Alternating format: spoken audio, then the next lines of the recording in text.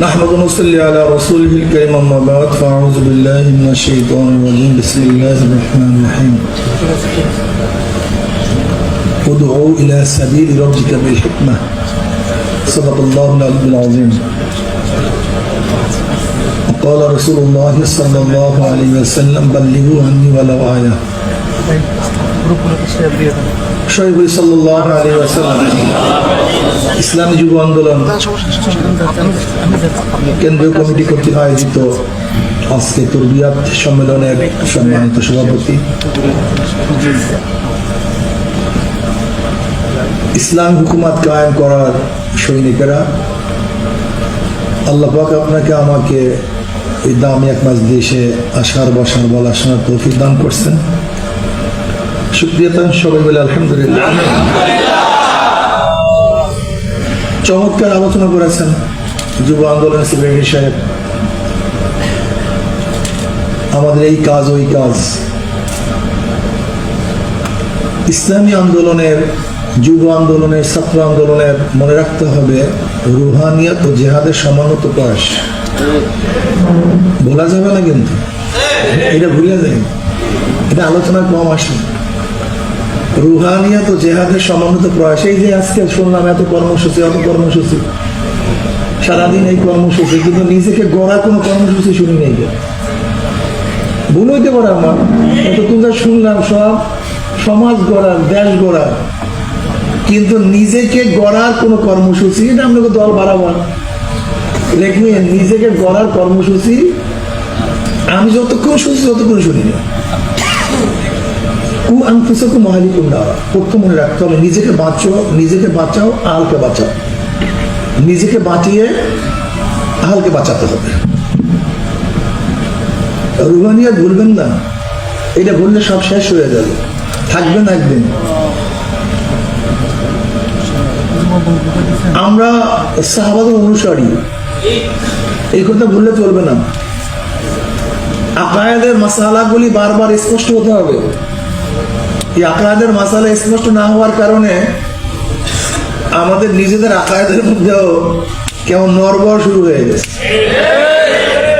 আকায়েদের মাসালায় কারোর সাথে কোনো ছাড় হয় না, ইমানের ব্যাপারে কোনো ছাড় হয় না। আকায়েদ এই মাসালার ব্যাপারে কারোর সাথে কোনো সমঝোতা হতে পারে না। আপনি কিভাবে সমঝোতা করবেন যদি কেউ আল্লাহকে এক না মানে? আপনি কিভাবে সমঝোতা করবেন যদি নবীকে শেষ নবী না মানে? আমাকে বলুন, আপনি কিভাবে সমঝোতা করবেন যারা নবীকে মাসুম না মনে করবেন? আপনি কিভাবে সমঝোতা করবেন যারা সাহাবায়ে কেরাম রিদওয়ানুল্লাহি তাআলা আজমাইনদেরকে মিয়ার হক না মনে করে? দেখেন, ইসলামী আন্দোলনের কি উদ্দেশ্য আমি জানি না, আপনাদেরকে উদ্দেশ্য জানি না। আমি মনে করি আমরা ইহকাল এবং পরকালে মুক্তি চাই, আমরা জান্নাতে যেতে চাই, জাহান্নাম থেকে নাজাত চাই। আর ইসলাম অনুযায়ী চললে ইহকালও মুক্তি, আখিরাতেও মুক্তি পাই, এর জন্য এটা করি। কিন্তু আমি আখিরাতকে বাদ দিয়ে শুধু জাগতিক চিন্তা আমি করতে পারি না। হাজারো নজির আপনাদের মধ্যে আছে। আপনারা জানেন সাহাবারা বলছে, ইয়া নবী আল্লাহ, আমি শহীদ হলে কি পাবো? তোরা জান্নাত পাবো। এই কথা বলেন নাই তুমি শহীদ হইলে তোমার দ্বারাই দেশে এই হবে, এই হবে, এই হবে, এই হবে, এই হবে, এই হবে। বুখারীর মধ্যে রাওয়ায়াত আছে, ওমর রাদিয়াল্লাহু আনহু খাজুর খাইতেছিলেন। নবী আলাইহিস সালাতু ওয়াস সালাম বললেন, ওই জান্নাতের অগ্রসর হও যার প্রশস্ত আসমান এবং জমিন পরিমাণ। ওমর রাদিয়াল্লাহু বলেন, বাহ বাহ, তুমি বাহ বাহ করলেন কেন? বলে ওইটা আশা করতেছি। নবী আলাইহিস সালাতু ওয়াস সালাম ওই জান্নাতের আশা করতেছি এই কথা বলার কারণে, হ্যাঁ তুমিও তো সেইটারই অধিকারী, তুমি তো সেইটারই আহাল, সেখানেই যাবা। ওমর রাদিয়াল্লাহু তাআলা আনহু, কি ওমর রাদিয়াল্লাহু না, ঠিক আছে না হাদিস? হ্যাঁ, উমাইর, তিনি খাজুরকে ফেলে দিয়ে ঝাঁপিয়ে পড়ছেন, শহীদ হয়ে গেছে। আশা কি ছিল ভাই? এক সাহেব বলেন, ইয়া নবী, আমি ঈমান আনলে কি হবে? আমি ঈমান আনলে হবে নাকি? বলে জান্নাত পাবা। আমার কোনো হবে না। দেখেন, জান্নাতের সব সুসংবাদ, ঈমান আনলে জান্নাত, ভালো কাজ করলে জান্নাত, অথচ জান্নাতের সেই আগ্রহ আমাদের মধ্যে নেই। এটা কিন্তু ইমানের খতরা। আমাদের মূল টার্গেট থাকতে হবে জান্নাত জাহান্নাম, আল্লাহর রেজা।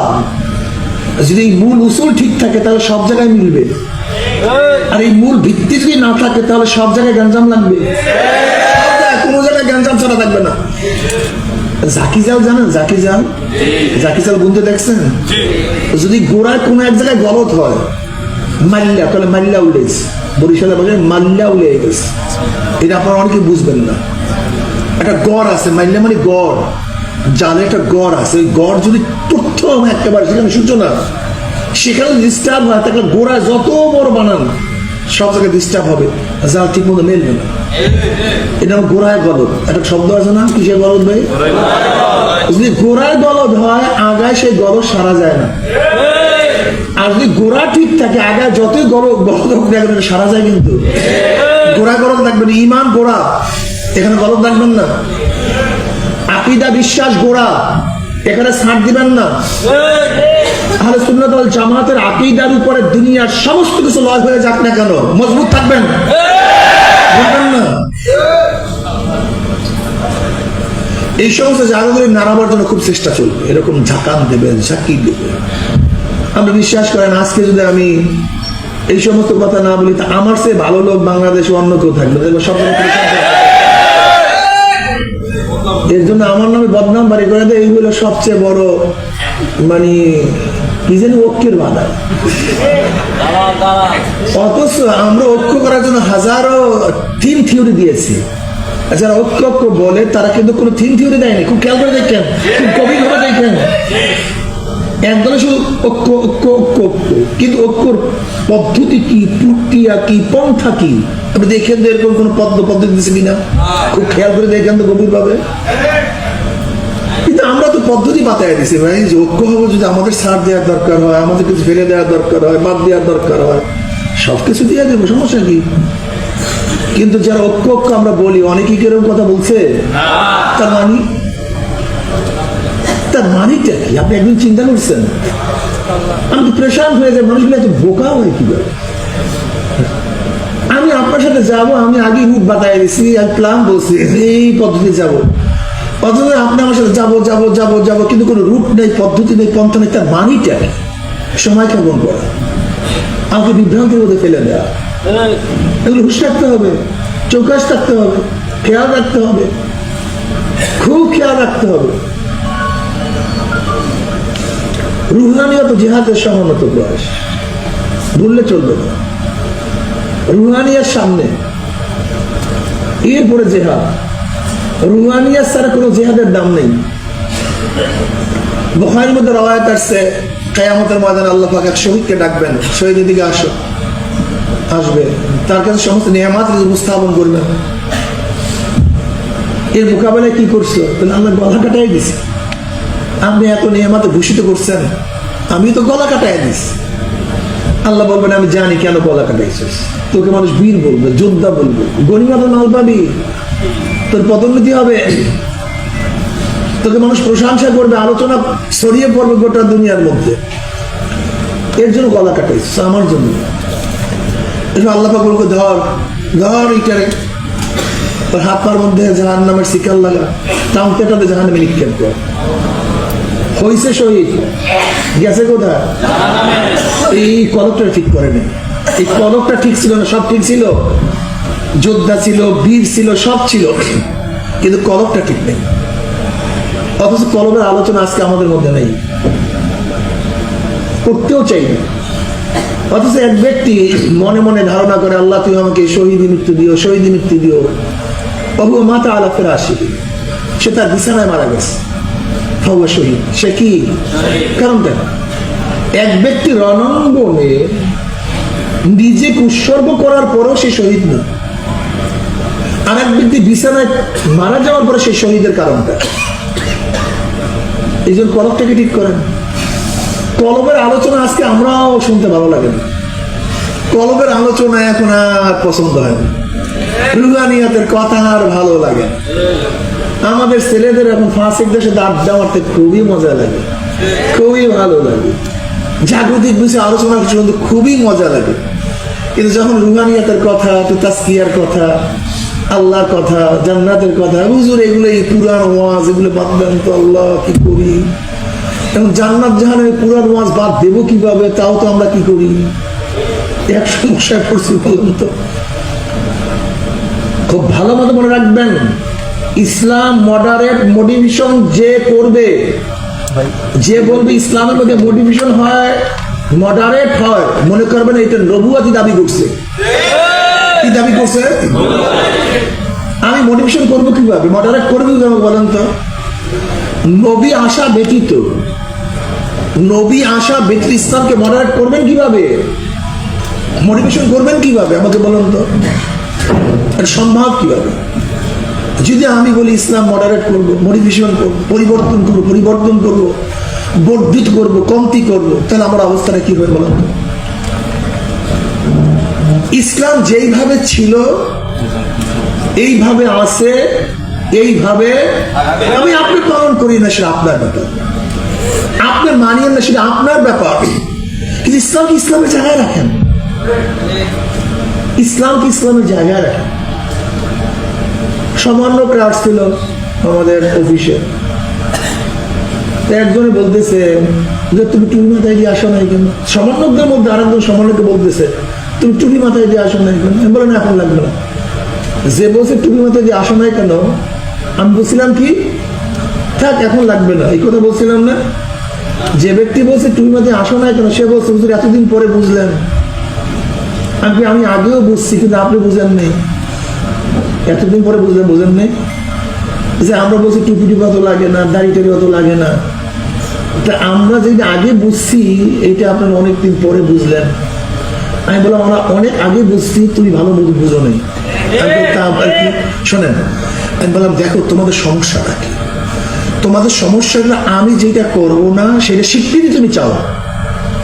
যেমন আমি টুপি মাথায় দেবো, হুজুর স্বীকৃতি দেন টুপি লাগবে না, হুজুর আমি দাড়ি রাখবো না, আপনি স্বীকৃতি দেন দাড়ি লাগবে না, হুজুর আমি দাড়ি ছাড়বো, স্বীকৃতি দেন আমি দাড়ি ছাড়বো, আমি সুন্নাতে জামা পড়বো না, হুজুর স্বীকৃতি দেন এটা পড়ার দরকার নেই। আমি স্বীকৃতি চাইবো না, বরং কেউ ফার্স্ট ক্লাস ফার্স্ট হবে, কেউ 33 পেয়ে পাস করবে। তুমি এইটা মনে করো, তুমি আমাদের স্বীকৃতি নিচ্ছ কেন, নিতে চাও কেন? যে যত বেশি আমল করবে তার মান মর্যাদা তত বাড়তে থাকবে, যে যত কম আমল করবে তার মান মর্যাদা তত কমতে থাকবে, যত মার্কস বেশি পাবে তার মর্যাদা তত বাড়তে থাকবে। ন্যাক একটা মর্যাদা, একটা মার্কস, যে যত বেশি ন্যাক করবে তার মর্যাদা বাড়তে থাকবে। কিন্তু তোমাদের অবস্থা হলো এই, তোমরা বলতেছো যে আমি পর্দা করবো না, কাজে স্বীকৃতি দেয় না যে পর্দা লাগবে। এই তোমাদের সমস্যা একেবারে কথাটা তার হৃদয়ে লাগছে। আমাদের অবস্থা হলে আমি যেটা করবো আমাকে স্বীকৃতি দিয়ে দেন হুজুর, আমি নামাজ পড়তে পারবো না স্বীকৃতি দিয়ে দেন, আমি এত নফল আদায় করতে স্বীকৃতি দিয়ে দেন, লাগে না, এরকম আদায় করতে চাই আমরা। বরং আপনি এই ধারণা রাখেন যে যদি কোনো ব্যক্তি জীবনে একবার ইমানের সাথে আল্লাহকে আল্লাহ বলিয়া ডাক দেয়, সে একদিন না একদিন জান্নাতে যেতে পারবে নাকি ভাই? যদি কেউ জীবনে একবার আল্লাহকে আল্লাহ বলিয়া ডাক দেয়, তাহলে সে একদিন না একদিন জান্নাতে যেতে, কোনো নামাজ নাই, রোজা নাই, কিচ্ছু নেই, শুধু একবার ইমানের সাথে বলছে সে একদিন যেতে পারবে। তার মানে এখন এই মাসালা হুজুর যেহেতু একদিন না একদিন জান্নাতে যেতেই পারবে, তার নামাজের দরকারটা কি এটা বলবেন, রোজার দরকারটা কি? এই কথা কোনো পাগলেও বলে? ভাই এইটা হলো একেবারে জান্নাতে যাওয়ার শেষ স্তর, কিন্তু গুতা আছে, অনেক অনেক কঠিন শাস্তি আছে। 33 পাইলেও পাস করবে, করবে না আমরা তা বলছি না, কিন্তু তার মানে হলো 33 পাবা, এই চিন্তায় তুমি থাকবা। আমাদের তো উচিত হলে তুমি গোল্ডেন প্লাস পাও, ভালো রেজাল্ট করো। কিন্তু তোমাদের অবস্থা হলো হুজুর এই আমি ঘোরাফেরা সবকিছু করবো, খেলাধুলা সবকিছু করবো, কাজে আমাকে বলবেন সবকিছু ঠিক আছে, এগুলো কোনো কিছু বাদ দেওয়ার দরকার নেই। এরকম যেরকম একজন ছাত্র গভীর হওয়ার জন্য যথেষ্ট, ঠিক আমরাও আমাদের মনের মধ্যে ধারণা করি হুজুর আমরা যা কিছু করি সব স্বীকৃতি দিয়ে দেন, এত কিছু প্রয়োজন নেই। যদি এরকম হইতো আমার সে বাজ উস্তাদ আর দুনিয়াতে কেউ নেই। যেমন একজন উস্তাদ একজন ছাত্রকে 33 পর্যন্ত সীমাবদ্ধ রাখতে চায় না, ভালো উস্তাদ চায় তার তারাক্কি হোক, একজন ভালো দায়ী চায় আমি যাকে দাওয়াত দেই তার জন্য তারাক্কি হয়। জান্নাত। 8টা জান্নাতটা বলতে পারেন 8টা জান্নাত কি? এটা 8টা তফকা। যেমন golden A plus A B C, এগুলি কি? একটা তফকা, একটা মান। ঠিক 8টা জান্নাত, 8টা মান। 8টা জান্নাত মানে 8টা মান। নবী আলাইহিস সালাতু ফরমান এক একটা মানের মধ্যে আরেকটা মানের পার্থক্যটা কি? নবী আলাইহিস সালাতু ফরমান এক জান্নাত মানে আরেক জান্নাতের পার্থক্য আসমান এবং জমিন যেভাবে পার্থক্য, এইভাবে পার্থক্য। আমরা চাই যুব আন্দোলনের প্রত্যেকটা ছাত্র, প্রত্যেকটা কর্মী ফার্স্ট ক্লাস ফার্স্ট হবে, গোল্ডেন এ প্লাস পাবে। তার নিজেরা সংশোধন হওয়ার ভিত্তিতে এই জাতিকে সংশোধন করবে। রুহানিয়াত ও জেহাদের সমানত প্রয়াস ভুলবেন না। জোয়ারে গাও ভাসায় দেন না, জোয়ারে গাও ভাসায়েন না। জোয়ারে ঘাও ভাসাবার দল ইসলামী আন্দোলন বাংলাদেশ না। এরা হকের করে থাকে। যেখানে হক আছে সেখানে তারা আছে, যেখানে হক নেই সেখানে তারা নেই। মনে রাখবেন, আল্লাহ না করে যদি শুধু ক্ষমতার পাগল হন তাহলে আদর্শ নীতি ঠিক রাখতে পারবেন না। যদি আদর্শ নীতির পাগল হন, আজকে হোক কালকে হোক, একদিন ক্ষমতা জিতেই পারবেন ইনশাআল্লাহ। খবরদার তড়িঘড়ি করবেন না কোনো জিনিসে, তড়িঘড়ি করার কোনো সুযোগ নেই। খেয়ালের সাথে কাজ করতে হবে, জোশের সাথে হুশ, হুশের সাথে জোশ, দুইটা জিনিস লাগবে। আজকে আমাদের বর্তমান অবস্থাটা কি, দেশের অবস্থাটা কি, সমাজের অবস্থাটা কি, মানুষের চাহিদাটা কি, এগুলি সব আপনাদের নকদবে থাকতে হবে। দাওয়াতের একটা প্রক্রিয়া হলো এই যে জনাবে মুহাম্মদ রাসূলুল্লাহ সাল্লাল্লাহু আলাইহি ওয়াসাল্লাম আল্লাহর কাছে ভালো নেতা চাইছেন। আল্লাহুম্মা আইজিল ইসলাম বিআহাব্বির রাজুলাইনি ইলাইকা মিন ওমর ইবনে খাত্তাব ওয়া ওমর ইবনে হিশাম। মাওলানা দুই ওমরের মধ্য থেকে এক ওমরের মাধ্যমে ইসলামকে শক্তিশালী করে। তার মানে ওমর আসার আগ পর্যন্ত ইসলাম ছিল দুর্বল। তার মানে ইসলাম দুর্বল হওয়ার কারণটা কি? যতদিন পর্যন্ত ইসলামের মধ্যে দুর্বল লোকগুলি ছিল ততদিন ইসলাম দুর্বল ছিল। যখন ইসলামের মধ্যে শক্তিশালী লোকগুলি আসছে তখন ইসলাম শক্তিশালী হয়েছে। তার মানে সমাজের শক্তিশালী মানুষগুলি যখন ইসলামের মধ্যে আসবে তখন ইসলাম শক্তিশালী। আর যখন সমাজের মধ্যে শক্তিশালী লোকগুলি ইসলামের মধ্যে আসবে না তখন ইসলাম কি হবে? দুর্বল হবে। নবী আলাইহিস সালাম কি বলেছেন? الناس معادن كمعادن الذهب والفضة خيار في الجاهلية خيار في الإسلام إذا فقهوا। বুখারীর মধ্যে রওয়ায়াত আছে, মানুষগুলি সোনা এবং রূপার খনির ন্যায় খনি। এদিকে তাকাই, মানুষগুলি সোনা এবং রূপার খনির ন্যায় কি ভাই? খনি। এরা খনি, সোনা এবং রূপার খনির ন্যায় খনি। ইসলাম, যারা ইসলামের যুগেও বেঈমানি যুগেও জাহিলি যুগেও যারা উত্তম, ইসলামের যুগে তারাই উত্তম। ইজা ফাকিহু, যখন তারা দিন শিক্ষা অর্জন করে, দিনদার হয়, দিন বুঝে, দিনের সমজ যাদের মধ্যে আসে। দেখেন ভালো মতো বুঝবেন, আবু বকর রাদিয়াল্লাহু তাআলা জাহিলি যুগে উত্তম ছিলেন, ইসলামের যুগে সে উত্তম। ওমর ইবনে খাত্তাব রাদিয়াল্লাহু তাআলা জাহিলি যুগে উত্তম ছিলেন, ইসলামের যুগে সেই উত্তম। খালিদ বিন ওয়ালিদ জাহিলি যুগেও নেতা ছিলেন। এই যে উহুদের ময়দানে মুসলমানরা শেষ পর্যন্ত শেখাস্তি হয়েছিল, ভেজালের মধ্যে পড়ছিল, কার নেতৃত্বে? খালিদ বিন ওয়ালিদের। তখন তিনি বেঈমান ছিলেন। জাহিলি যুগে সে লিডার, ইসলামের যুগে সে লিডার।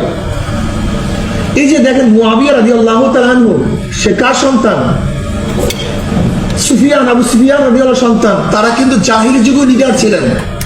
আলী মুর্তজা রাদিয়াল্লাহু জাহিলি যুগেও এদের বংশধর, জীবনভর ইসলামের লিডার ছিলেন।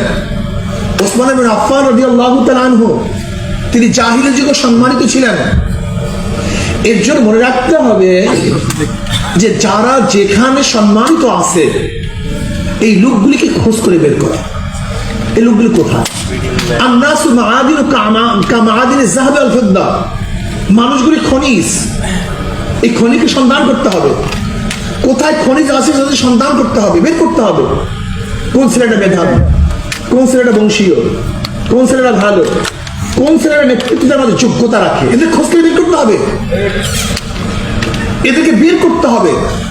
যতক্ষণ পর্যন্ত খনি আবিষ্কার করা না যাবে ততক্ষণ পর্যন্ত অলংকার হবে না, এদেরকে বের করতে হবে।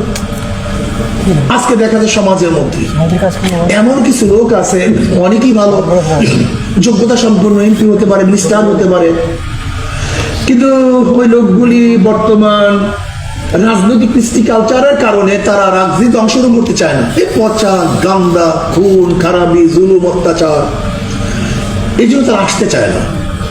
কিন্তু লোকগুলি ভালো, অনেক যোগ্য, কিন্তু বিভিন্ন এলাকায় আছে, ঢাকায় বসে আছে, শহরের মধ্যে আছে, আপনার এলাকার সেই সন্তান বিশাল শিক্ষিত, ধনী, আখলাকি, ডাক্তার, ইঞ্জিনিয়ার, মুফতি, মুহাদ্দিস, ব্যবসায়ী, retired person, army retired person, প্রশাসনে ভালো লোক, সচিব, এখন সে তবলিগ করে, অমুক হক্কানিপুরীর মুরিদ, সে অমুক ঢালকানগরের মুরিদ, সে শশিলার মুরিদ, বা সে তাবলিগের সময় লাগায়,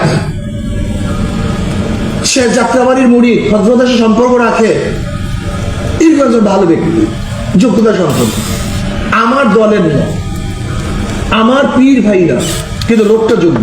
লোকটা কি কথা বলেন? তার কাছে যান, তার কাছে দাওয়াত খুঁজতে। এরকম পুরা সিটের মধ্যে 300 সিটের মধ্যে 5 জন লোক তৈরি করে, 10 জন লোক তৈরি করে, যে লোকগুলি খুবই যোগ্যতা সম্পন্ন, যাকে মানুষ পছন্দ করবে, এক কথায় মানুষ তাকে ভোট দিবে, তার নেতৃত্ব সবাই গ্রহণ করবে। কিন্তু এই দাওয়াত না পাওয়ার কারণে সে বিভিন্ন জায়গায় পড়ে আসে। এটা পছন্দ এরকম আছে কি না? প্রত্যেক এলাকার মধ্যে, প্রত্যেক এলাকার মধ্যে আসে। এদিকে খোঁজ করে বের করে, খুশুসি তাদের কাছে দাওয়াত পুষান, তাদের কাছে যান, 10 জনের কাছে দাওয়াত পুষান। একজন তো কাজে লাগতে পারে নাকি ভাই? 10 জনের কাছে দাওয়াত একজন কাজে লাগতে পারে না? যদি আলহামদুলিল্লাহ এরকম লোকগুলি ব্যক্তিত্বদেরকে আমরা একত্রিত করতে পারি, যেরকম পারমাণবিক বোমা, এর যতগুলি অংশ সব এক জায়গায় না, বিভিন্ন জায়গায়, এই পাওয়ারগুলি ভিন্ন বিচ্ছিন্ন। এই পাওয়ারগুলি যখন বিচ্ছিন্ন থাকে তখন পারমাণবিক বোমা হয় না, কিন্তু এই পাওয়ারগুলিকে যখন একত্রিত করে তখন কি হয়? মারাত্মক অবস্থা হয়ে যায়, দুনিয়া বার করে দেয়। ঠিক আজকে আমাদের হাজারো পাওয়ার বিভিন্ন জায়গায় ছড়ানো ছিটানো আছে, বিভিন্ন ব্যক্তিত্ব বিভিন্ন জায়গায় ছড়ানো ছিটানো আছে। ওদের যদি একত্রিত করতে পারেন, এক জায়গায় নিয়ে আসতে পারেন, আপনি বিশ্বাস করতে পারবেন না এমন বিস্ফোরণ সৃষ্টি হবে, যে বিস্ফোরণের মাধ্যমে সমস্ত জাহিলিয়াত, সমস্ত জুলুম, অত্যাচার দূর হয়ে যাবে ইনশাআল্লাহ। এদেরকে একত্রিত করেন, এদের কাছে দাওয়াত নিয়ে যান। যুব আন্দোলনের কাজটা কি হবে? খুশুসি আপনার এলাকার মধ্যে কয়জন লোক এই মানের আছে, এর জন্য ভিন্ন একটা কাফেলা, ছোট্ট 3 সদস্য, বেশি না। আপনার ইউনিটের মধ্যে, আপনার এলাকার মধ্যে যারা যোগ্যতা সম্পন্ন, এরকম 3 সদস্যের কাফেলা করেন, লিস্টি করেন আপনার এলাকার মধ্যে কয়জন ব্যক্তি আছে। এক দলে আওয়াম দাওয়াত দিবে, সবাইকে দাওয়াত দিবে, আমি কথাটা ক্লিয়ার? আর 2-3 জন, মাত্র 2-3 জন ব্যক্তি আপনাদের টিমের মধ্যে যারা চৌকাশ, যারা যোগ্যতা সম্পন্ন, এরকম 3 জনের সমন্বয় আপনাদের যুব আন্দোলন প্রায় থাকবে এরকম ব্যাপারটা না। আপনাদের পুরো সংগঠনের মধ্যে যেখানে যে আছে না কেন, এদের মধ্য থেকে 3 সদস্য বা 5 সদস্যের একটা টিম করবেন। এদের কাজই হবে লিস্টি করা, আমার কনস্টিটিউশনের মধ্যে কতগুলি লোক যোগ্যতা সম্পন্ন আছে, কোথায় তারা থাকে, এদেরকে লিস্টি করে এদের কাছে দাওয়াত পৌঁছান। ইনশাআল্লাহ যদি 10 জন টার্গেট নিয়ে নামেন, যদি আল্লাহ সেখান থেকে একজনকে কবুল করে, আমরা কিন্তু সাকসেস। ইসলামী আন্দোলনের সবচেয়ে দুর্বলতাটা কি? ইসলামী আন্দোলনের কাজ কর্ম, তাদের কর্মসূচি, তাদের প্রতি মানুষের আকর্ষণ আলহামদুলিল্লাহ আকাশচুম্বী। আপনি বিশ্বাস করতে পারবেন না যে ইসলামী আন্দোলন কালকে মাত্র 7 দিনের নোটিশে কালকে আমরা আসলে একটা প্রোগ্রাম করলাম, তাও শ্রমিক আন্দোলনের ব্যানারে। কালকে এই র্যান্ডাম বৃষ্টি কতদিন পর্যন্ত? পুরা বৃষ্টি, মাঠের মধ্যে এই পর্যন্ত পানি, দুপুরেও বৃষ্টি। এর মধ্যে কালকে প্রোগ্রাম দেখলে আপনার নিজের আশ্চর্য হয়ে যাবে। গত পরশু বৃহস্পতিবার হিজলা প্রোগ্রাম করলেন, 3-4 দিন, তা ইসলামী আন্দোলনের প্রোগ্রাম, ইসলামী আন্দোলনের নামে গণসমাবেশ। 3-4 দিন না 5 দিন পর্যন্ত পুরা বৃষ্টি, মাঠের মধ্যে এই পর্যন্ত পানি। সুবহানাল্লাহ। আমি রাত্র 9:30 উঠলাম, না জানি কয়টায়, 9:30। 9:30 উঠছি, পুরা মাঠ, বিশাল মাঠ, পুরা মাঠ প্যাকটা, পুরা মাঠটা প্যাকটা। তার মানিটা কি?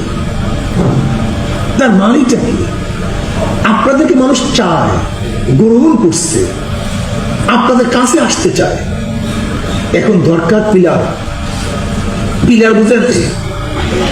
আমাদের কারামুল হুজুর রহমতুল্লাহ আলাই বারবার একটা কথা বলতো যে দেখো, সাগরের মধ্যে একটা বাঁশ গাড়ো ভালো লাগে।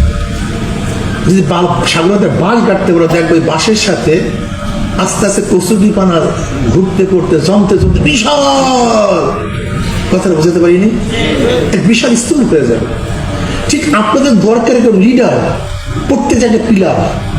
এই পিলারকে কেন্দ্র করে এলাকার সবাই ঘুরতে থাকবে, যে কোনো সমস্যা সমাধান তারা দিবে। একজন বিপদে পড়বে, সবাই পরিকল্পিত তার কাছে যাবে। একজন সমস্যা আছে, তার সমস্যা সলভ করার জন্য কি কি পদক্ষেপের প্রয়োজন তারা এটা গ্রহণ করবে। নেতা যদি সৃষ্টি করতে পারেন, ইসলামী আন্দোলনে নেতা যদি সৃষ্টি করতে পারেন, ইনশাআল্লাহ আমি বিশ্বাস করি ইসলামী আন্দোলনের যদি যোগ্য নেতা সৃষ্টি করতে পারেন, তাহলে আগামী বাংলাদেশের জনগণ আপনাদেরকে গ্রহণ করবেই করবে ইনশাআল্লাহ। বিশ্বাস করুন আপনারা। ইসলামী আন্দোলন এমন এক সংগঠন, যে সংগঠনের মধ্যে সমস্ত শ্রেণীর লোক আছে। এখানে কমিয়ার আলেমরা আছে, কমিয়ার ছাত্ররা আছে, আলিয়ার আলেমরা আছে, আলিয়ার ছাত্র আছে, কলেজ, ইউনিভার্সিটি, মেডিকেল, এখানে তবলিগ, আহলে হক, সমস্ত মানুষ, শ্রমিক, কামার, কুমার, ঋষি, চামার, সমস্ত মানুষের অংশগ্রহণ ইসলামী আন্দোলনের প্রতি আছে। আপনি কি ভাবছেন ইসলামী আন্দোলনটাকে? সমস্ত মানুষ সমভাবে এটাকে গ্রহণ করেছে, সমভাবে। কিন্তু ইসলামী আন্দোলন বাংলাদেশ যদি আলহামদুলিল্লাহ নেতৃত্ব সৃষ্টি করতে পারে, নেতৃত্ব প্রদান করতে পারে, তাহলে আগামী বাংলাদেশ ইসলামী আন্দোলন, কোনো সন্দেহ নেই। এই জন্য যুব আন্দোলনের মূল কাজটাকে, যুব আন্দোলনের মূল কাজটাই হলো নেতা সৃষ্টি করে। যুব আন্দোলন থেকে নেতা সাপ্লাই দিবে, নেতা সাপ্লাই দিবে। ইউনিয়নের লিডার, থানার লিডার, জেলার লিডার, বিভাগ, কেন্দ্র, প্রত্যেক জায়গায় লিডার সৃষ্টি করবে যুব আন্দোলন। এইটা আপনাদের কাজ। যুব আন্দোলন যদি নেতৃত্ব সৃষ্টি করতে পারে, তাহলে আমাদের স্বপ্ন বাস্তবায়ন হবে ইনশাআল্লাহ। দেশে ইসলাম হুকুমত হবে, ইসলাম হুকুমত হবেই হবে ইনশাআল্লাহ, কোনো সন্দেহ নেই। এগুলো টার্গেট ভিত্তিক কাজগুলি করেন, টার্গেট ভিত্তিক। কোন কোন জায়গায় কোন ব্যক্তি আছে, সেই ব্যক্তির কাছে যান, সম্পর্ক স্থাপন করেন, তার সে সম্পর্ক করেন, বুকে সাহস রাখেন। মরা বাঁচা হবেই এক হবে ইনশাআল্লাহ। ইনশাআল্লাহ 3টা জিনিস যদি ঠিক থাকে তাহলে সেটা রুল করা যায়। কয়টা জিনিস ভাই? ব্যক্তি, সংগঠন, অর্থ। আমার কয় মিনিট আছে? হ্যাঁ, ব্যক্তি, সংগঠন, অর্থ, এই 3টা যদি সমন্বয় হয়, সেখানে সে ব্যক্তি অবশ্যই অবশ্যই জিতবে। কি কি ভাই? লিডারটা, ক্যান্ডিডেট, আরে কত চমৎকার, চমৎকার, সবচেয়ে যোগ্য ব্যক্তি। সংগঠন মারাত্মক, আলহামদুলিল্লাহ অধস্তম পর্যায়ে দাওয়াত দেওয়ার হাজার কর্মী দেওয়া আছে সংগঠন। আর এদেরকে চালাবার জন্য কিছু রক্তের প্রয়োজন। রক্ত ছাড়া শরীর ভাসে না, মানুষ জিন্দা থাকে না।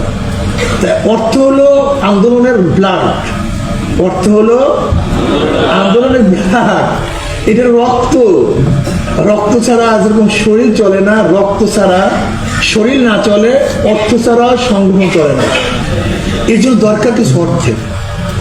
তাহলে ব্যক্তি, সংগঠন আর কি ভাই? কি ব্যক্তি? দেখেন তো, চক্ষু মিজাজ, 3টা সমন্বয় হয়, তা সে জিতবে কি জিতবে না? অবশ্যই জিতবে, কোনো সন্দেহ নেই। এই জন্য এখন থেকে লিডার চুজ করেন, সংগঠন মজবুত করেন, আর সংগঠন চলার জন্য যেই পরিমাণ অর্থের প্রয়োজন আছে সেই অর্থ জোগাবার চেষ্টা করেন। আল্লাহ আমাকে এবং আমাদের সবাইকে সম্মিলিতভাবে নিজেকে করার ভিত্তিতে সমাজ গড়ার তৌফিক দান করেন। আসসালামু আলাইকুম ওয়া রাহমাতুল্লাহি ওয়া বারাকাতুহু।